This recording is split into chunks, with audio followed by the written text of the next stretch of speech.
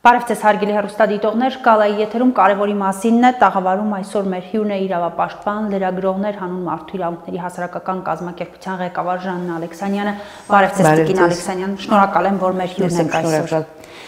Նախ խոսենք քաղաքապետի փոփոխության մասին, Երևանում փոխվեց քաղաքապետը, տեսանք ինչ տեղ ունեցավ, ձեր կարծիքը ինչու իշխանությունների համար այլևս ձեռնտու չէր Հայկ Մարությանի ներկայությունը քաղաքապետի պաշտոնում եւ ինչով եք պայմանավորում այս փոփոխությունը առհասարակ։ Խնդրեմ։ Նախ պետք է արձանագրենք իշխանության անհանդուրժողականությունը եւ առավել եւս սեփական թիմի ներկայացուցիչի նկատմամբ չներելու այդ կեցվածքը, նաեւ այդ մինչ այդ արդեն լսեցինք, որ մանդատներ էին վայր դնում, այդ խոսակցությունները խիստ կազմակերպված ուրեմն գործընթաց էր սկսվել եւ բարձր որ գլխավորում էր վարչապետ Նիկոլ Փաշինյանը այդ գործընթացը եւ թեև ընթացքում պահեցին այնպես քաղաքակիրթ էին աշխատում պահել իրենց առանց վիրավորանքների այդ ավականու նիստում ինձ թվում է դա գուցե եւ Մարությանի մշակույթն է ավելի շատ այդ պահվածքը, որը չէր թույլ տա այդտեղ ավելորդ ինչ-որ բաներ, բայց հետո տեսանք, թե ինչ գրառում արեց Ալեն Սիմոնյանը,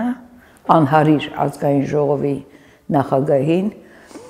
անհարիր այդ պաշտոնին, ասենք դա վարկաբեկում է ազգային ժողովի ինստիտուտը վարկաբեկող է եւ մենք սովոր չենք այսպիսի արտահայտություններ լսելու, ասենք ազգային ժողովի չենք ունեցել, ինձ թվում է, որ այդպես վիրավորական բառերով, տոներով շատ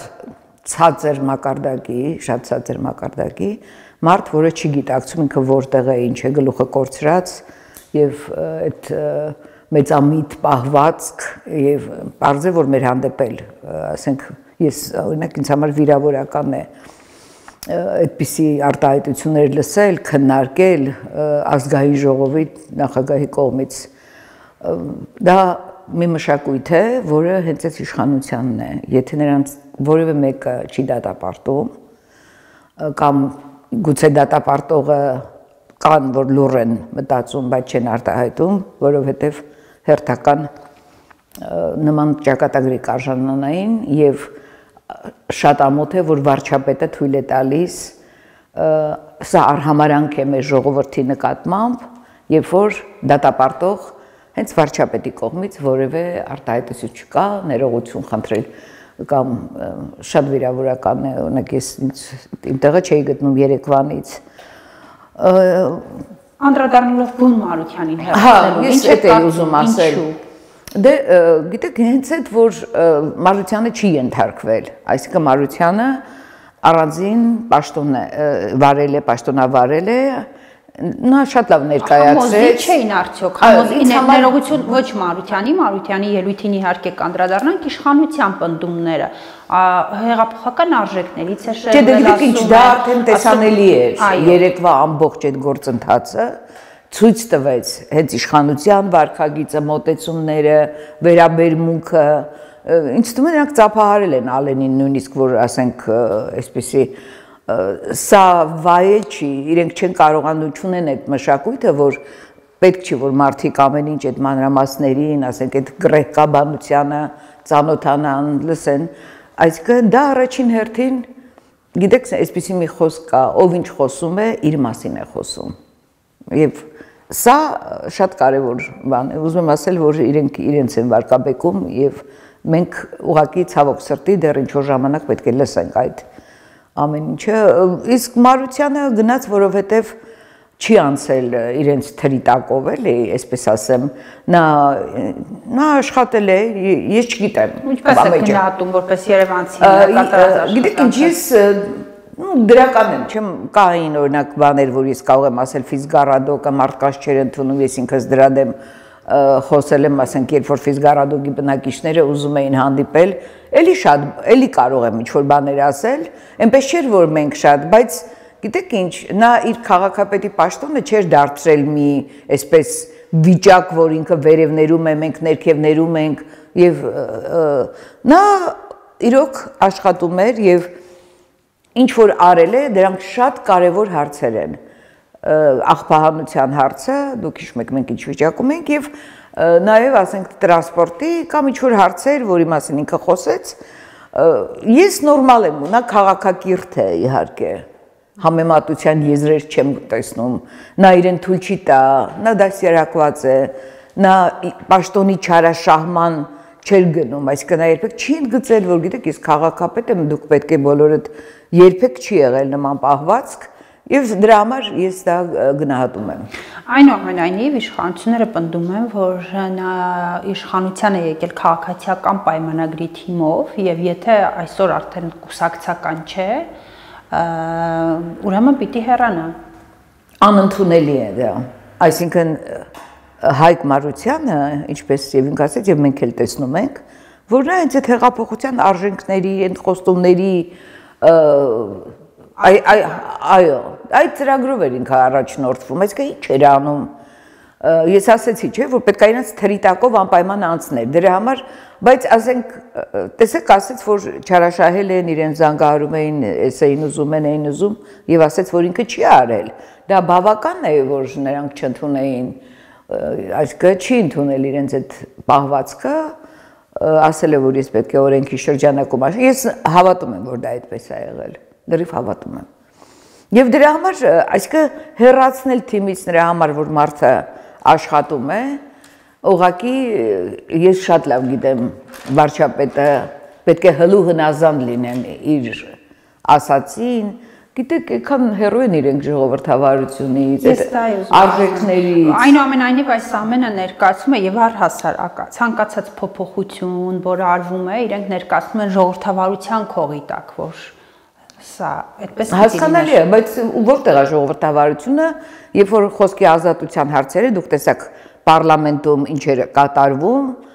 ինչպես էին լրագրողների հետ վարվում, եւ երբիվիցե ազգային ժողովում անվտանգության աշխատակիցներ չեն, այսինքն հիմա իրենց ներկայությունը այնտեղ կա, որ ամեն անգամ կոպիտ բառեր նույնիսկ մտքից գալիս, որ ասենք լրագրողներին ոնց էին դուրս հանում, ես տեսա այդ օդյակից կամ Եվ դա, ասենք, Ալեն Սիմոնյանն է կարգավորում այդ հարցերը, իմ ծիծաղը գալիս է, ես որ նայում եմ։ Ինքը նույնիսկ չգիտի, ասենք, կարող է գնալ մի քիչ կարդալ, հասկանալ, թե որտեղ, երբ ինչ պետք է ասի, հետո կեղծ ներողությունը, բայց գիտեք ինչ, օրինակ, այդ մեքենան $200,000 որ նրան տվել են, դա իրեն արդեն ուրիշ վարք է թելադրում, հասկանում եք, ինքը նույնիսկ չգիտի այդ մեքենայի հետ իր համարժեքությունը որն է, այդ մշակույթը եւ սա ցինիկանալու ամբարտավան պահվածքի, ասենք հնարավորություն կտա, էլի, ապագայում առաջիկայում դեռ մենք կտեսնենք, էլի, որ այդպիսի մարդկանց չի կարելի վստահել այդպիսի պաշտոն։ Մենք գիտենք, այս քաղաքում ենք բոլորս ապրում եւ գիտենք ով է։ Եվ այդ ինստիտուտները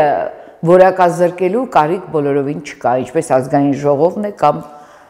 մեկը։ Ամենայն դեպս Հայկ Մարությանը քաղաքապետի պաշտոնը չի ապականել,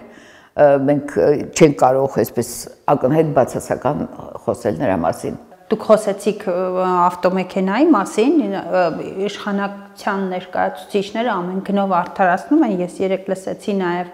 պատգամավորներից մեկի ասածը, թե էշով չէ, որ պիտի ազգային ժողովի նախագահը Խաչատուր Սուքիասյանը, այո, պատտվի, այնպես ճիշտ ասած չի սպասում, որ ինքը կարող էր նման,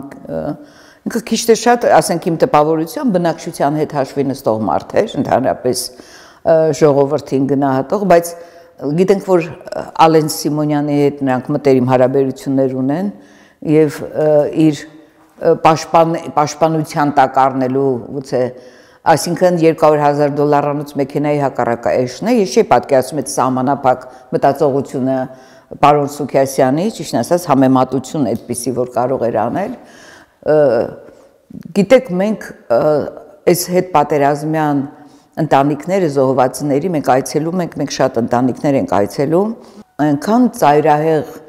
աղքատության մեջ ընտանիքներ ենք տեսել, որ իրենց ասենք տղա, որ ունենում են Հայաստանում, գիտեք, որ իրենց պաշտպանելու, պահելու, իրենց հոգսը հոգալով որ զրկվել են այդ հնարավորությունից եւ այդ ֆոնին, այդ աղքատության, այս երկիրի եւ այդ շքեղ մեքենայով մանգալը դա ամոթ է, ամբարո է, նույնիսկ ես կասեի, շատ ամոթ է, եթե Ալեն Սիմոնյանը աղքատների կողքին է ինքնահաստատվելու, բնականաբար այդ մեքենայով ինքը ինքնահաստատվում է, ուզում է ինքնահաստատվել այդպիսի արժեքներով, էլի, ոչ թե մարդկային արժեքներով, որ մտածեին։ Դեպ ասեմ, որ իմ քայլը կոչում քաղաքացիական պայմանագիրը, այդ խորհրդարանական իրենց խմբակցությունը, մենք դեռ չենք տեսել, որ իրենք գնան մի ընտանիքի, ինչ-որ մի կերպ վերաբերվեն, Աննա Հակոբյան, Լենա Նազարյան, երբեմն լուսանկարներ տեսնում ենք։ Երբ այցելենք զինծառայողների ընտանիքները։ Դե մի քանի անգամ, ասենք, բայց դա, գիտեք, մենք արդեն մոտ 200 ընտանիք ենք այցելել մի քանի ամսվա ընթացքում եւ գիտեք ոնց որ կանչի քեզ որ գնաս այդ մարդկանց իրենք շատ շոյվում են այդ ուշադրությունից եւ ամենաշատ դրա կարիքը ունեն եւ ոչ եւ պատկերացրեք այս ամեն ինչը ինչքան հեռու է իրանցից իրենց պարգևավճարները եւ գոնե մի անգամ մեկը ուրեմն պարգևավճարը թող մի համայնքի մի ընտանիքի կամ մի ձևով մի փոքր օգնություն անեն այդ մարդկանց որոնք շատ սարսափելի վիճակում են ապրում սա քաղաքականությունն է անմարդկային այս իշխան ես գնահատում եմ որպես անմարդկային քաղաքականություն պատերազմից հետո գիտեք ես շատ մանրամասներ եմ տիրապետում պատերազմի ընթացքում ինչպես են մարդիկ զոհվել ինչպես են զինծառայողները ժամկետային ավտոբուսներով հենց այնպես սխալ հրամաններով եւ այդպես խմբակային զոհվել եւ ում դեմքին եք տեսնում այդ մտահոգ արտահայտությունը օրինակ Ալեն Սիմոնյանի դեմքը ինձ թվում է ընդունակ չի մտահոգվելու ասենք չենք տեսել երբեք որ մտահոգ են այդ ամեն ինչով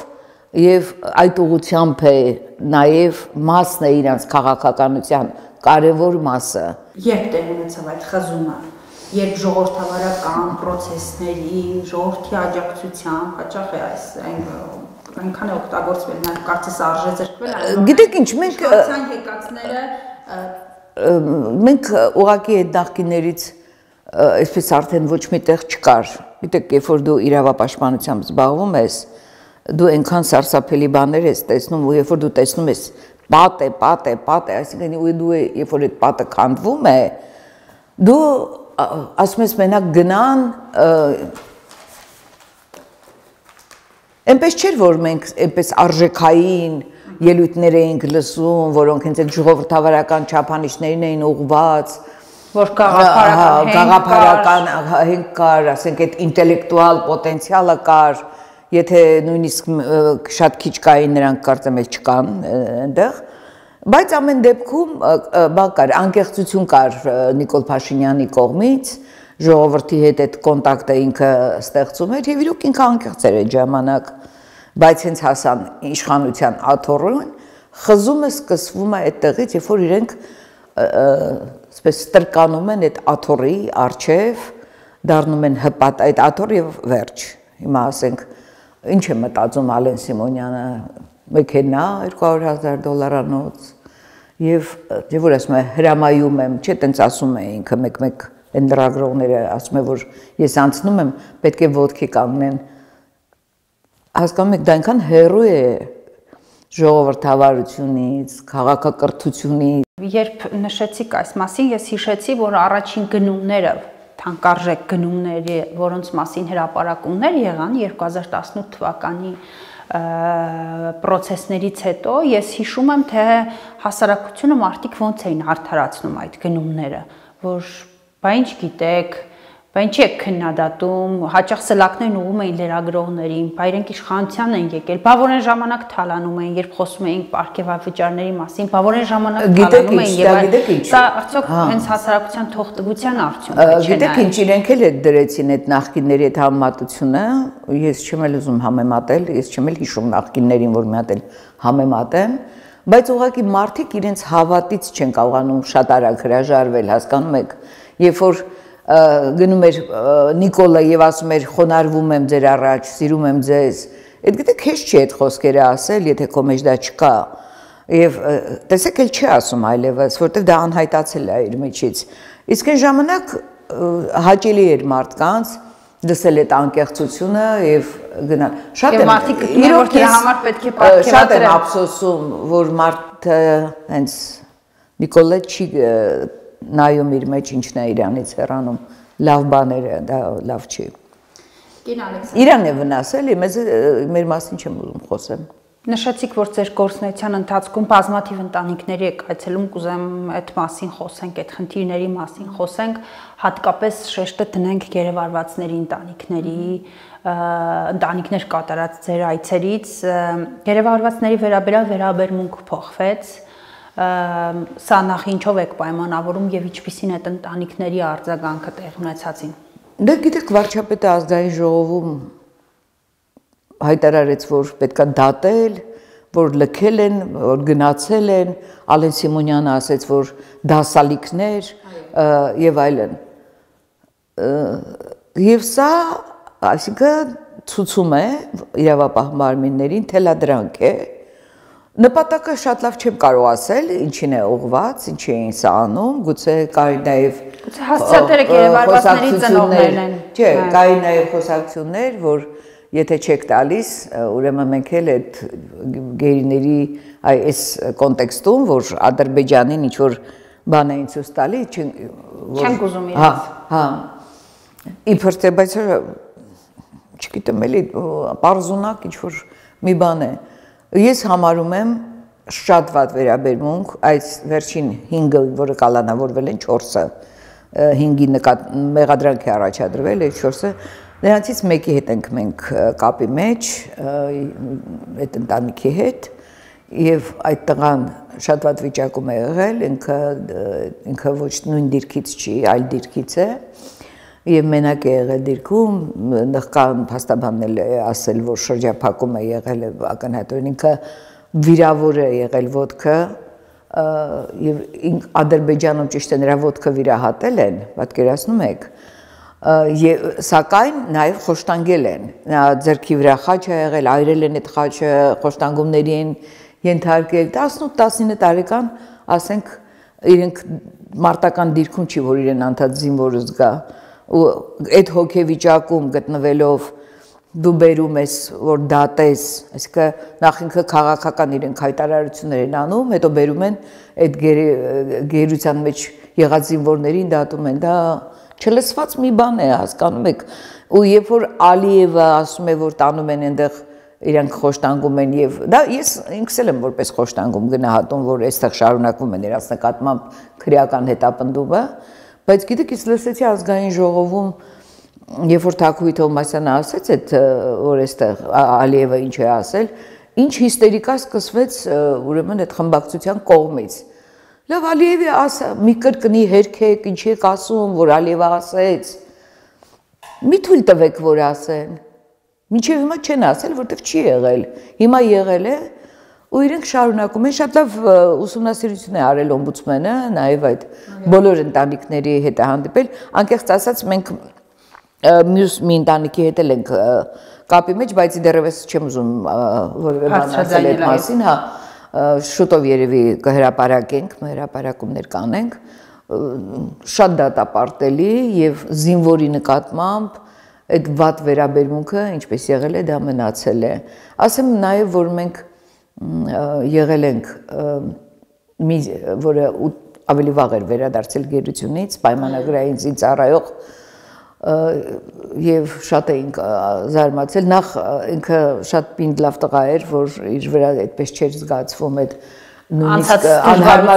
անհարմար էինք զգում, որ իրեն հարց տայինք այդ ծանր օրերի մասին, 8 ամիս էր նա գերության մեջ եղել, բայց որ եկել էր, տեսել էր, որ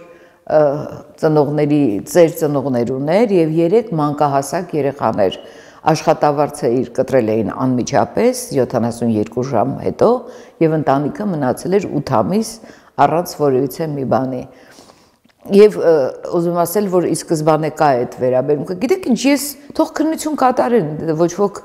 Եվ սա պարտադիր է նաև հասկանալու համար ինչ հանգամանքներում են եղել, բայց կալանավորել, կալանքի տակ պահել եւ այդպես եթե վարչապետը դա ասում է, ինչ պետք է անեն իրավապահ մարմինները։ Գիտեք ինչ, հիմա սկզբում ես շատ էի դրա դեմ խոսում, որ ինձ ասում էին վարչապետի ասելով ա եղել, բան ես դեմ էի, որտեվ ես դեռ չէի տեսնում, որ ենթարկվում են այդ իրավապահ մարմինները, բայց հիմա եւ թիմ ընտրություններով ենք մենք դա տեսնում եւ այս դեպքերով ենք տեսնում, որ իրավապահ մարմինները ծառայում են։ Հրապարակումներ կան այն մասին, որ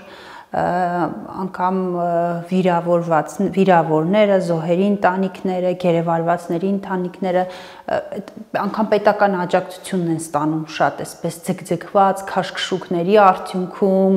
անընդհատ ստիպված են բախել պետական կառույցների դռները, որպեսզի կարողանան հասանելիքը ստանալ, սա ինչով է պայմանավորում եւ ձեր ուսումնասիրությունները այս հարցում ինչ են ցույց տվել։ Գիտեք, մենք անպայման խնդիրներին փորձում ենք լուծում տալ, երբ որ ընտանիքներում այդ խնդիրները կա, եւ ես սա միշտ եմ ասում, որ Պաշտպանության նախարարության սոցիալական վարչությունը ինքը շատ լավ աշխատում է եւ եզակի դեպքեր ենք հանդիպել, երբ որ այդ հիմնադրամի գումարները չի եղել, իսկ եթե եղել են խնդիրներ, օրինակ մի կնոջ, որ տեղահանված Լաչինի շրջանից Վերին Դվին գյուղում, հիմա անունը չեմ հիշում, նա որևէ օգնություն չի ստացել, նա այնպեսի ծանր պայմանների մեջ էր ապրում, բայց երբ որ դիմեցինք անմիջապես, ինչ ասեմ, 2-3 օրվա ընթացքում կարգավորվեց այդ հարցերը, ես այդ վարչության հետ մենք շատ լավ աշխատում ենք եւ նրանք էլ են իրոք աշխատում։ Գերիների հետ կապված դա այդ վարչության ուրեմն պոզիցիան չի, ինչպես ասում են, բայց ես այն օրն էլ լսեցի, եւս մի գերի է վերադարձել, որի անձնագիրը չեն տալիս, որը ոչ մի գումար չի ստացել։ Ինձ թվում է խտրական մոտեցում կա գերիների եւ նրանց ընտանիքների նկատմամբ։ Պատկերացնում եք, գիտեք, պատերազմի պատասխանատուները այս իշխանություններն են։ Լավ, պարտություն էլ կարող է լինել, բայց պատասխանատվության բացակայությունը դա է ինձ ամենաշատ ցնցում, անպատասխանատվություն։ Դուք պետք է ամոթ ունենային, որ այդպիսի, ասենք, ինչպես Հայկ Մարությանի այդ հեռացումներ եւ այդպիսի հայտարարությունները, գրառումները, գիտեք, ամենավատ բանը ուրիշի փոխարեն ամաչելն է։ Ես ամաչում եմ այդ ամեն ինչի համար։ Եվ ինչ, անդադ ուզում եք խուսափել այդ պատասխանատվությունից, գոնե մի անգամ գնացեք, տեսեք, կամ լուծեք այդ հարցերը այդ մարդկանց, կամ եթե այդ 2 կոպեկ փողը տվել եք, ուրեմն վերջ, մի հատ ուշադրություն, գիտեք ինչքան շատ ծնողներ կան, որ ասենք, որ այդ հետմահու մեդալներ են շնորհում կամ բան, որ կանչում են, փողոցում են տալիս, կամ եկեք, չգիտեմ որտեղից վերցրեք, կամ եկեք ճանապարհից, լաց են լինում, անարժան են իրանց զավակները, հարցնում են իրանք, մեր զավակները հայրենիքի համար են, չէ՞ գնա։ Ու գիտեք, այնքան հիմա օրինակ մենք այսօր մի հրապարակում ենք արել, որ 18 զինվորները ինչպես են մոխրացել ավտոբուսում հրամանատարի անհեռատեսության, հիմա դատական process է ընթանում, բայց գիտեք շարքայիններն են դժվում, պայմանագրայինները, հիմա որ մենք տեսնում ենք։ Եվ նաև ասեմ, որ ամենաաղետալին ու վատը այն է, որ այս ամեն ինչին զուգահեռ շարունակվում են մահերը բանակում, ոչ մարտական պայմաններում։ Այս տարի արդեն 64 դեպք կա, անցյալ տարի 100 դեպք է եղել, որ ասենք աննախադեպ մի թիվ է, էլի։ Եվ այս ոչ մի բան չի անհանգստացնում այս իշխանություններին, իրենք կարող է խոսեն, ասեն բարեփոխում եւ գնան ու վերջ։ Կանոնադրական այդ մարդկային հարաբերությունների կարգավորման հարցը մշտապես եղել է քննարկման առանցքում, որ պիտի կարգավորել 2018 թվականից հետո դուք այդ որևէ փոփոխություն չեք նկատել։ Չէ, բոլորովին, ոչ մի ես դրա համար շեշտում եմ այդ մահերի թիվը, օրինակ 20 թվականին 100 մահվան դեպք կա, այս տարի 64։ Եվ Պաշտպանության վերջերս հանդիպման էի, մի քննարկման էի մասնակցում, Պաշտպանության փոխնախարարը այս 64 թվերի մասին ասեց, որ հետպատերազմյան սինդրոմ է։ Եվ գիտեք, ասենք, լավ է, որ այդպիսի տեղեկություններ ունի հետպատերազմյան սինդրոմ, բայց Ես հարցրեցի իսկականից տարվա 100-ը ինչի հետևանք է, այսինքն չուսումնասիրված հետազոտություն պետք է անես, որ դու տեսնես, իրոք լուրջ պետք է վերաբերվես էլի այդ ամեն ինչին, որ կարողանաս այդպեսի հայտարարություններ, այդտենց կեղծ հայտարարություններ հնչեցնելով, ու մեր զինվորները զոհվում են եւ պատերազմում եւ ոչ մարտական պայմաններում շատ են այդ զոհերը։ Ցավոք, շնորհակալություն հետաքրքիր զրույցի համար։ Այսքանը հարգելի հեռուստադիտողներ, Գալայի եթերում կարևորի մասին էր տաղավարում այսօր մեր հյուրների իրավապաշտպան, լրագրողներ, հանուն մարդու իրավունքների հասարակական կազմակերպության նախագահ Ժաննա Ալեքսանյանը։ Շնորհակալ եմ նաև ձեզ ուշադրության համար, կհանդիպենք։